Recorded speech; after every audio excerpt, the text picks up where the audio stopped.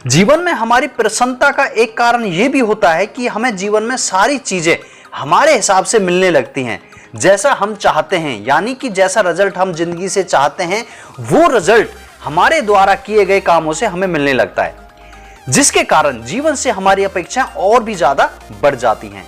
याद रखना, जब भी आपकी जीवन से अपेक्षाएं बढ़ने लगे वहां पर रुक कर सोचने का समय होता है, क्योंकि कहीं ना कहीं हम अपने आप को भूलने लगते हैं। जिस दिन आप अपने आप से दूर होने लगोगे जीवन में दुख का आना शुरू हो जाएगा।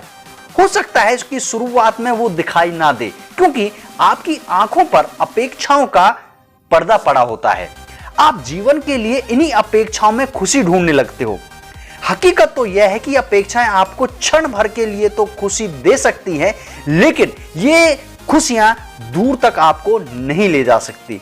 जैसी एक पूरी होती है उसके साथ दूसरी अपेक्षा जुड़कर साथ चली आती है। माना आपने 100 गज का एक प्लाट ले लिया, इसी के साथ अपेक्षा जुड़ी कि ये बनना भी चाहिए। कुछ समय के बाद इसकी एक मंजिल बन भी जाती है। फिर आपकी एक कोशिश होती है, एक अपेक्षा होती है कि इसकी दूसरी मंजिल भी चढ़ जाए, ऐसा भी हो जाता है। फिर आपकी अपेक्षा होती है कि ये बगल वाला प्लॉट भी मेरे को बेच दे तो मेरा 100 गज का जो प्लॉट है वो हो जाएगा 350 गज का। यानी कि ये अपेक्षाएं बढ़ती ही चली जाती है और इसी ताने बाने में हम जीवन की खुशियों को ढूंढते रहते हैं।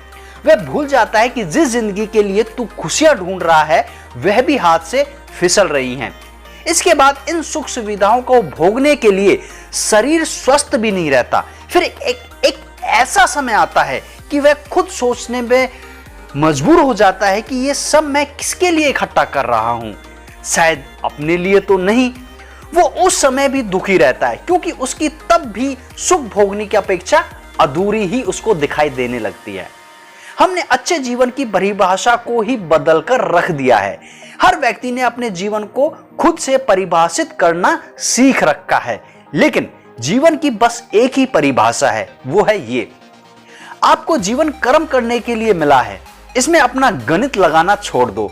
सीधी सी बात है, जैसा आप करोगे वैसा ही आपको जीवन में वापस मिलेगा। ये वाक्य सुनते सब हैं, लेकिन भूल भी सब जाते हैं। आज आप जिस भी परिस्थिति में हो उसके पीछे आपका करना यानी आपका वो कर्म ही है, चाहे वो आपने प्रत्यक्ष रूप से किया है या फिर अप्रत्यक्ष रूप से। आप बहुत कुछ कर सकते हो, परंतु सब कुछ नहीं। सब कुछ का अर्थ है कि कर्म पर आप अपना अधिकार रख सकते हो, परंतु उसके परिणाम को तो दूसरा ही तय करता है, जिसे हम भूल जाते हैं। जीवन से अपेक्षाएं रखो, लेकिन ऐसी भी नहीं कि पूरी हो तो दुख मिले और ना हो तो भी दुख मिले। इन्हीं अपेक्षाओं को लेकर दिन का काम आप शुरू कर सकते हो, परंतु सोते समय इन अपेक्षाओं को पालना बंद कर दो। काम का आप निर्धारण कर सकते हो, लेकिन परिणाम का निर्धारण ऊपर वाले पर छोड़ना सीख लो। ज्यादा बेहतरीन करके भी 100% श्योर मत रहो कि यू विल बी विन। हो सकता है वो परिणाम जिसकी झोली में गया हो वो आपसे बेहतरीन हो। हम शायद सही फैसला इस वजह से नहीं कर पाते क्योंकि हमें अपना ही पक्ष दिखाई देता है। वो निर्णयकारी है, उसकी नजर सभी पर होती है।